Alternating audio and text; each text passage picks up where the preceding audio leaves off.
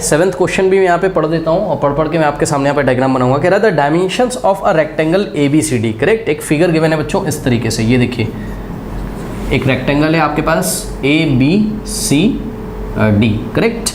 इन्होंने आपसे बोला है कि the dimensions of a rectangle are 51 centimetre into 25 centimetre. देखिए रेक्टेंगल के डायमेंशंस क्या होते हैं, रेक्टेंगल के डायमेंशंस इन्होंने आपको दिए हुए हैं 51 सेंटीमीटर इंटू 25 सेंटीमीटर, ठीक है। तो रेक्टेंगल के डायमेंशंस का मतलब बच्चों उन्होंने आपको क्या दिया हुआ है, रेक्टेंगल की लेंथ और ब्रेथ दी हुई है। जब भी रेक्टेंगल के डायमेंशंस करके ऐसे बोलेगा यानी कि लेंथ और ब्रेथ दी हुई है। तो लेंथ कितनी है 51 सेंटीमीटर और ब्रेथ कितनी है आपकी बताइए 25 सेंटीमीटर। तो यहाँ से आप एक काम करिए, लेंथ को इस तरीके से दिखा दीजिए, ये रही लेंथ, ठीक है ना, और यहाँ पर ब्रेथ जो दी हुई है वो कितनी है 25 सेंटीमीटर। तो यहाँ से कहीं से आप इसको दिखा सकते हैं इस तरीके से, ये लीजिए ये 25 सेंटीमीटर क्या हो गई इसकी ब्रेथ हो गई। ओके, नाउ क्वेश्चन सुनिए। कह रहा है the dimension of a rectangle ABCD, यानी कि ABCD एक रेक्टेंगल है और यानी कि हर एक एंगल 90 भी है, ध्यान रखिएगा, ठीक है। रेक्टेंगल का हर एक एंगल कितना होता है 90 डिग्री, ये बात भी ध्यान रखिएगा, ठीक है ना। So the dimension of a rectangle are 51 centimeter into 25 centimeter. A trapezium PQCD with its parallel side. ध्यान सुनो, a trapezium PQCD, एक trapezium PQCD बनाया जा रहा है। कैसे बनाया जा रहा है देखते हैं। A trapezium PQCD with its parallel side QC and PD are in the ratio 9:8. फिर से सुन लीजिए, a trapezium PQCD with parallel sides QC and PD in the ratio 9:8, यानी कि ये जो PQCD है इसमें पैरेलल साइड्स कौन सी हैं, QC is parallel to what, PD, ये तो पहली बात है। और कह रहा है कि ये जो पैरेलल साइड्स हैं यानी कि QC and PD are in the ratio 9:8, यानी कि QC और PD का बेटा रेशियो भी दिया हुआ है, ध्यान देंगे।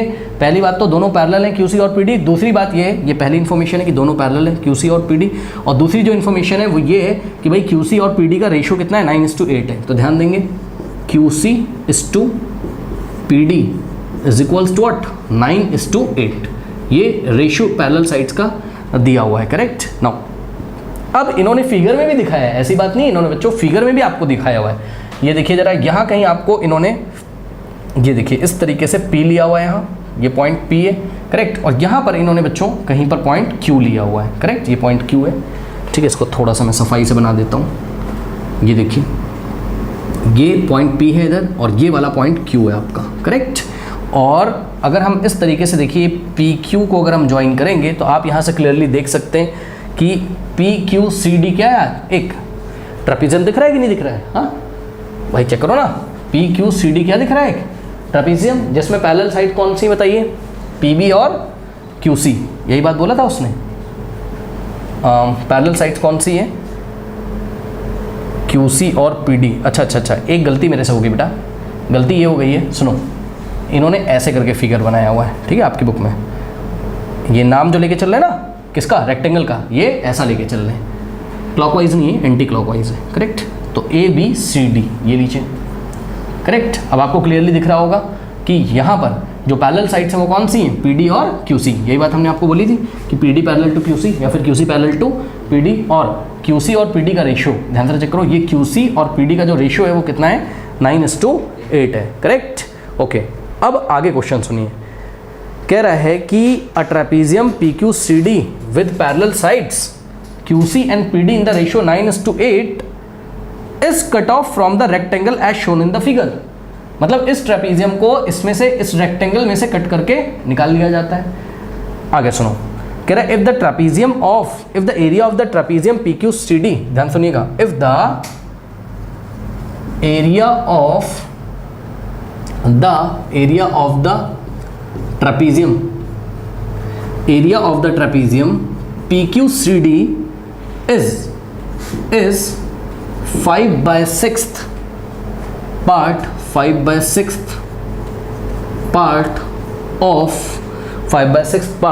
of the area of the rectangle, 5/6 part of the area of the rectangle।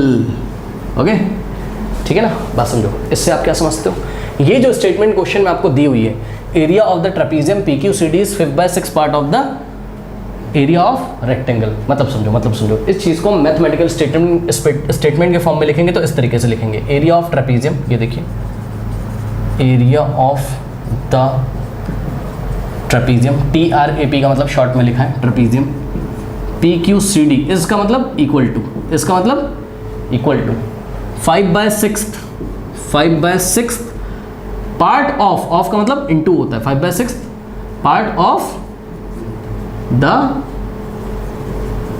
Area of what, the rectangle. ये लीजिए, अब दिख रहा है आपको साफ साफ, यही बोल रहा है क्वेश्चन में, area of the trapezium PQCD is equals to what, 5/6 part of the area of the rectangle. तो ये इक्वेशन आपकी बन गई। अब सुनिए क्वेश्चन क्या पूछा है आपसे, क्वेश्चन पूछा है इन्होंने find the lengths of, question पूछा है इन्होंने फाइंड, यहाँ पे लिख देते हैं, find the lengths of QC and PD। QC का लेंथ निकालना है और आपको यहाँ पर PD का लेंथ निकालना है, करेक्ट, यानी कि QC का लेंथ बताना है और PD का। देखो बच्चों एक बात बताएं, QC और PD का बच्चों यहाँ पर रेशियो दे रखा है, जब भी रेशियो दे रखता है तो हम क्या करते हैं बताइए, जब भी रेशियो दे रखता है तो हम क्या करते हैं, हम इस QC को क्या अज्यूम कर सकते हैं 9x और PD को अज्यूम कर सकते हैं कितना 8x, ऐसा अज्यूम कर लेंगे, करेक्ट, और बस कुछ नहीं करना है, फिर आंसर आ जाएगा। कैसे आएगा अभी हम आपको दिखा रहे हैं, रुकिए देखिए, यहीं पे हम इसको अज्यूम कर लेते हैं, late QC is equals to what, 9x, QC is equals to 9x and PD is equals to 8x, correct, PD is equals to what, 8x, correct।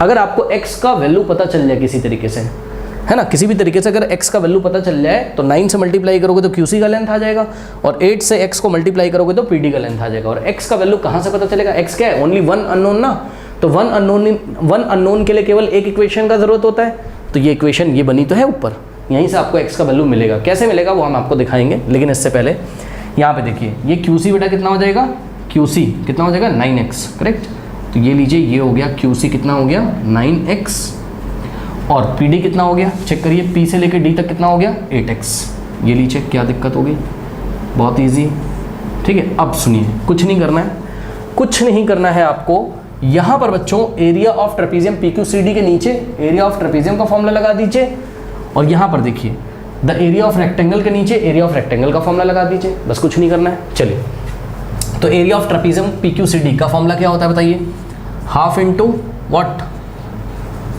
Some of parallel sides, sum of parallel sides into what, into distance between parallel, जगह नहीं है यहाँ पर तो ऐसे ही लिख दे रहा हूँ, ठीक है ना, साइड। देखिए एरिया ऑफ ट्रेपीजियम PQCD के नीचे एरिया लिखा, एरिया का फॉर्मूला लिखा PQCD का क्या, half into sum of parallel sides into distance between parallel. भाई ट्रेपीजियम का एरिया क्या होता है 1/2 into sum of parallel sides into distance between parallel side, और फिर यहाँ देखिए इक्वल टू लगाए तो यहाँ पे भी आप इक्वल टू लगा दोगे, ठीक है। इसी इक्वेशन के नीचे हम इसके फॉर्मूले लिख रहे हैं, ठीक है ना। 5/6 को हमने ऐसे ही कॉपी कर दिया, फिर इंटू में अब आप देखो एरिया ऑफ रेक्टेंगल, और एरिया ऑफ रेक्टेंगल का फॉर्मूला तो सबको पता है, क्या होता है बताइए, लेंथ इंटू ब्रेथ, करेक्ट, तो ये लीजिए लेंथ इंटू ब्रेथ, तो ये देखिए ये हमने एरिया ऑफ रेक्टेंगल का फॉर्मूला लिख दिया, लेंथ इंटू ब्रेथ, ठीक है।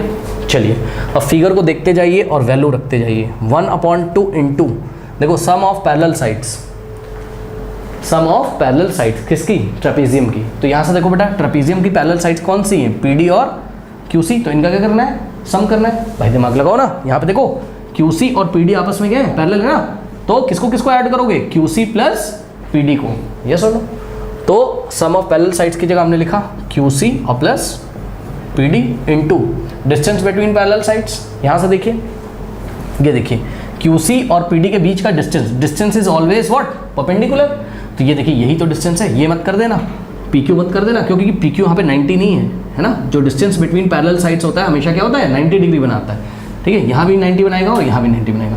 तो ये देखिए PD और QC जो कि पैरेलल साइड्स थी, कौन से ट्रेपीजियम में, PDCE में, ठीक है ना, इनके पैरेलल साइड्स PD और QC के जो बीच का परपेंडिकुलर डिस्टेंस है वो कितना है, ये DC, तो डिस्टेंस बिटवीन पैरेलल साइड्स की जगह आप क्या लिखोगे, DC is equals to 5/6 into length into breadth, ये किसके लिए?